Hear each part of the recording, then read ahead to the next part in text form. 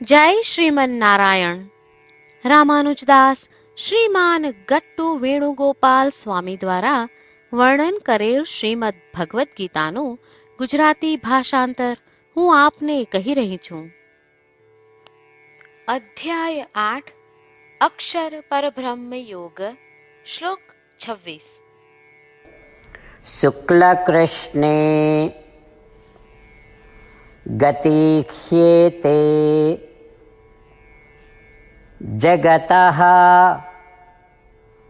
શાશ્વતે મતે એકયા યાત્યનાવૃત્તિમ અન્યયા આવર્તતે પુનઃ. અધ્યાય 8 અક્ષર પરબ્રહ્મ યોગ. શ્લોક 26. શુક્લકૃષ્ણે ગતિખ્યેતે જગતઃ શાશ્વતે મતે એકયા યાત્યનાવૃત્તિમ અન્યયા વર્તતે પુનઃ. શ્રીમન્નારાયણ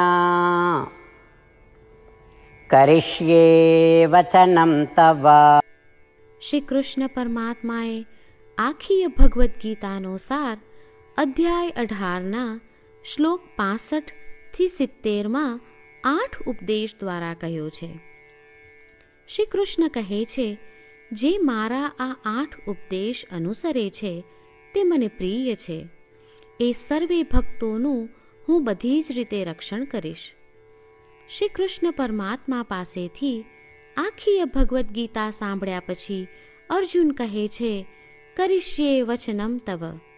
એટલે કૃષ્ણ, હું તમારી આજ્ઞાનું પાલન કરીશ, તમે કહો છો એમ કરીશ. અને આથી જ શ્રી કૃષ્ણએ દરેક પ્રકારના યશ અને વિજય અર્જુનને આપ્યા છે.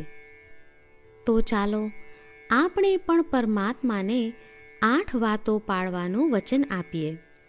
પરમાત્માને આપેલા વચનથી મોટી કોઈ પૂજા, તપ કે યજ્ઞ નથી. 8 પ્રતિજ્ઞાઓ જે આપણે લેવી જોઈએ તે હું હવે કહું છું. આપ સૌ પણ એનો મન અને હૃદયથી વિચાર કરો.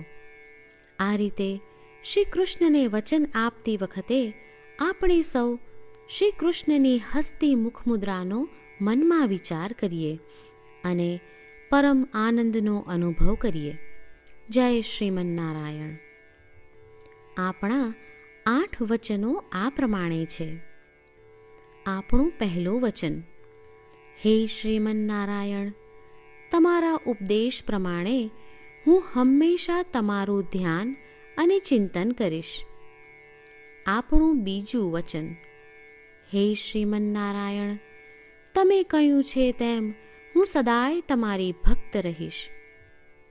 આપણું ત્રીજું વચન, હે શ્રીમન્નારાયણ, હું મારા કર્મો તમને સંતોષ થાય તેમ અને તમારી સેવા માટે કરીશ.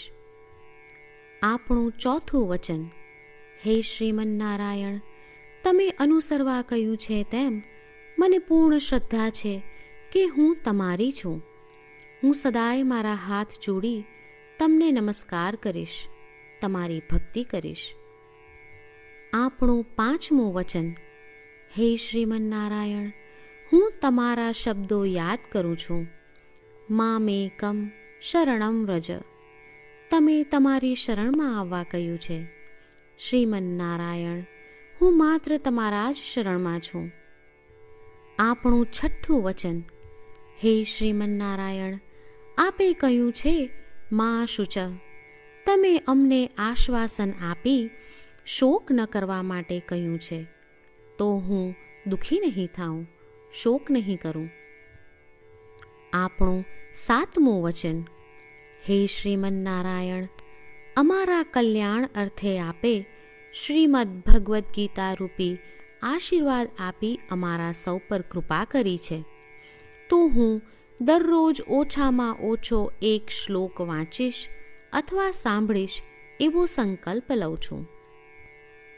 આપણું 8મું વચન, હે શ્રીમન્નારાયણ, હું ગીતાના દૈવી શબ્દો એ ભક્તો સુધી પહોંચાડવાનો પ્રયત્ન કરીશ જેઓ ગીતાથી અજાણ છે. હે શ્રીમન્નારાયણ, તમે કહ્યું છે તેમ કરીશ, તમે કહ્યું છે એમ વર્તીશ અને તમારા માટે જ કર્મ કરીશ. શ્રીમન્નારાયણને આપેલું વચન કે દરરોજ તમે કહ્યું છે એમ કરીશું એ જ એક મહાન પૂજા છે. તો ચાલો આપણે સૌ દ્રઢ શ્રદ્ધા સાથે પ્રભુ પાસે એક સંકલ્પ લઈએ. શ્રીમન્નારાયણ, કરીશ્યે વચનમ તવ. શ્રીમન્નારાયણ, હું તમારી આજ્ઞાનું પાલન કરીશ. સર્વમ શ્રી કૃષ્ણાર્પણમસ્તુ. જય શ્રીમન્નારાયણ. શુક્લકૃષ્ણે